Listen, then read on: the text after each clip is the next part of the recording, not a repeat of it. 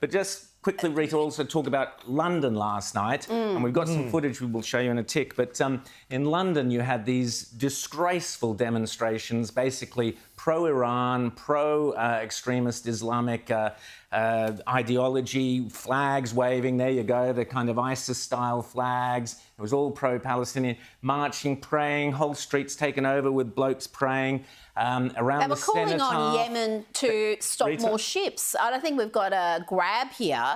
And let's just have a listen to what they're chanting.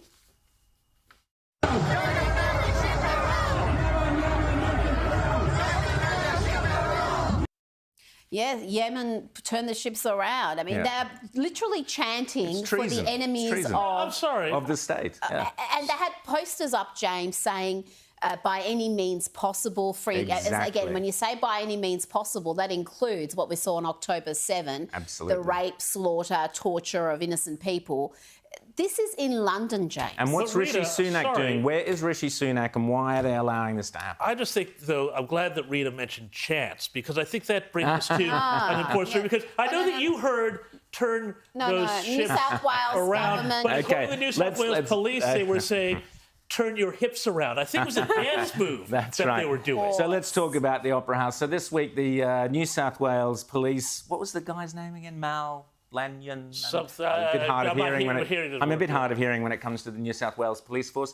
Let's have a listen. Fortunately, they have an acoustics expert. Hallelujah. All of us who've been in the media for many, many years, no, we're not acoustics expert. You need a proper acoustics expert. Let's have a listen to this bloke telling us what. As a result of that investigation, investigators have received significant volumes of audio and video files recorded outside the Opera House on that night. As part of the investigation, investigators engaged an eminent expert in biometric science. That expert has conducted an audio, visual and acoustic phonetic analysis of the audio-visual files.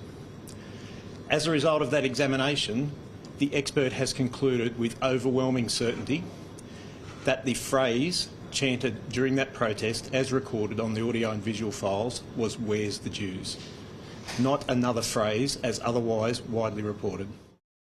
Who is this idiot? I mean, seriously, this idiot has embarrassed all of New South Wales. I'm sorry, your audiophile expert, doodah, biometric, what's it, wasn't there. We will have someone on the show shortly who was there at one of the protests outside the town hall who heard people saying, "Gas the Jews." I've seen stat decks of people saying they heard "Gas the Jews." There are any number of people who were interviewed by the New South Wales Police. There was one person called Philippa who spent 3 hours with the New South Wales Police. 3 hours? And told them very categorically that "Gas the Jews" was being said. Now, the first thing to say about this is that it's completely irrelevant anyway, because this was an anti-Semitic rally at an event, the Opera House, one of the most important sites in Australia in terms of the world's opinion of us.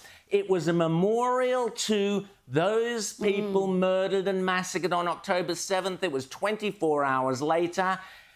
Israel hadn't started to respond. There was nothing in Gaza happening on. It was a memorial to all the people who've been raped, butchered, murdered, kidnapped, desecrated, decapitated. And Australia put on a memorial, and these absolute thugs turned up, marching outside the Opera House. They're letting off flares and going on and yelling about Jews. I don't care if they were yelling "F the Jews" or "Do kill the Jews" or "Gas the Jews" or "Do whatever to the Jews" or "Where's the Jews?" Why would they be asking "Where's the Jews?" Because they want to do harm to them. And that is what it was all about, a modern pogrom, a modern lynch mob, and this moron of a police character gets up there and bangs on about an audiophile expert. Shame on you. What an absolute disgrace. Australia should hang its head in shame, and New South Wales, that bloke should be punted tomorrow, whatever his name is. Oh, punted? I said punted. No, not the other word. Yeah, just punted.